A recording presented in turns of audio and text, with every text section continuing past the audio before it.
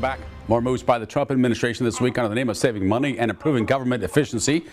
Elon Musk, under the approval of President Donald Trump, took aim at a federal agency intended to protect everyday Americans from abuse of big business, specifically the financial industry. We're talking about the Consumer Financial Protection Bureau, which has essentially been ordered to come to a halt. Let's bring back Bill Bloom and Kay Pence. This agency was established during the Obama administration after the financial crisis of 2008. It fines companies that break the rules. The agency touts providing $20 billion in loan relief for Americans since its inception and issuing $5 billion in fines against businesses that break the rules. That's just some of the things. Now, President Trump promised to help the middle class through deregulation. This is deregulation. I guess what good does dismantling the Consumer Financial Protection Bureau do for the people of the United States, Kay Pence? I don't think it does any good for the people of the United States. You know, when they had the Consumer Financial Protection Bureau, that was to protect us, the consumers. And as you said, they have returned over $20 billion to consumers in the form of monetary compensation, canceled debts, reduced loans, and other financial relief. And with this bill, I mean, they don't have the legal authority to kill it, but they are going in there and crushing it.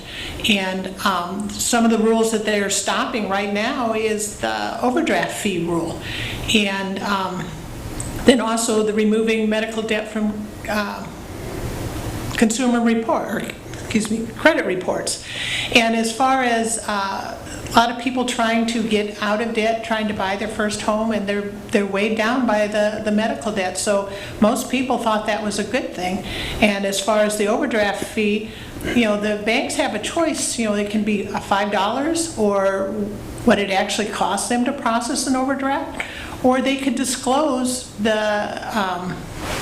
annual percent rate of if that was a loan. So those are reasonable rules, and I think that most people support reasonable rules if it protects us from fraud and abuse. Bill Bloom, how does dismantling the Consumer Financial Protection Bureau help the people of the United States, specifically the middle class?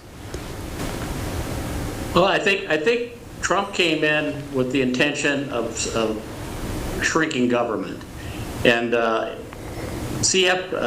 Consumer Finance Protection Bureau is another example of basically a bureau staffed by unelected bureaucrats that's not answerable to any elected body, and you know, they may be out there with the best intentions in the world, but it's like half of the administrative bureaucracies that make up Washington, D.C. It's another thing where people just kind of put out regulations that raise costs, that raise fees on individuals. They put out a lot of penalties on businesses, and I think it's just another thing that Trump's going to get rid of all these little trinkets that have been attached to the federal government.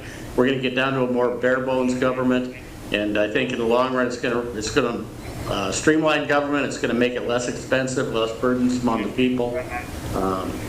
You go back to the turn of the 1900s, we didn't even have an income tax, and now you look at the income tax rates across the country. So I think what it's ultimately going to do is put us in a position where maybe we can lower taxes on U.S. citizens, and particularly on the middle class. Interesting use of the term. I don't think people are willing to give up their protections and go back to fraud and abuse. Let's go. Guys, I appreciate the time. Bill Bloom, Kay Pence, thanks for the conversation. Both of you be safe.